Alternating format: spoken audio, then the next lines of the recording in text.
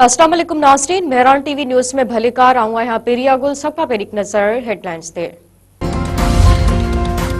तरक्की ऐं मनसूबाबंदी वारे वफ़ाक़ी वज़ीर एहसन इक़बाल चयो आहे त पाकिस्तान वटि सिर्फ़ ॿ रस्ता ई आहिनि, या कर्ज़ वठी या एक्सपोर्ट वधाए। एक्सपोर्ट ई पैदावार खे वधाइणो पवंदो। IMF मां निकिरण जो इहो ई वाहिद रस्तो आहे। माहवार तरक़ियाती अपडेट बाबति न्यूज़ ब्रीफिंग ॾींदे एहसन इक़बाल वधीक चयो आहे त नायब वज़ीर आज़म जे सरबराही में कमेटी जोड़ी वई आहे। कमेटी IMF मां निकिरण जे हवाले सां गौर वीचार कंदी। एक्सपोर्ट इमरजेंसी जी तजवीज़ आहे। मोकलनि में बि कमु करणो पवंदो। एक्सपोर्ट $60 अरब ताईं खणी वञणी पवंदी।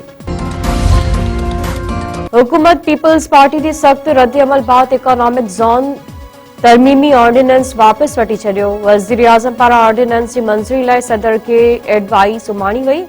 ज़रन मूजिब हुकूमत पारां ऑर्डिनेंस मंज़ूरी लाइ सदर खे उमाणियो वियो हो। सदर 15 ॾींहं ताईं सही न कई।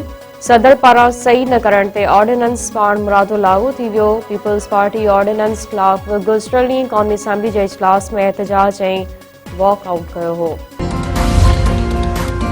अमरीका ईरान सां वापार ते नयूं पाबंदियूं लॻाए छॾियूं। सदर ट्रंप पारां ईरान सां वापार कंदड़ मुल्कनि मथां 25% टैरिफ लागू। व्हाइट हाउस पंहिंजे शहरियुनि खे जल्द खां जल्द ईरान मां निकिरण जी हिदायत करे छॾी। व्हाइट हाउस जो चवणु आहे त अमरीकी शहर जल्द ईरान मां निकिरण ऐं हुकूमती मदद जो इंतज़ार न कनि। सिंध समेत सॼे मुल्क में थधि जी लहर। मुख़्तलिफ़ इलाइक़नि में शदीद कोहीड़ो। घोटकी, सखर, खैरपुर, सरफरोश, नवाबशाह, मटियारी, दादू ऐं ॿिया इलाइक़ा कोहीड़े जी लपेट में। पंजाब, KPK ऐं बलूचिस्तान जे इलाइक़नि में बि कोहीड़े ऐं थधि सबबि आम ज़िंदगी मफ़लूज। मौसमियात खाते जो चवणु आहे त उतर ओभर जूं हवाऊं हलण सबबि थधि में इज़ाफ़ो थियो आहे।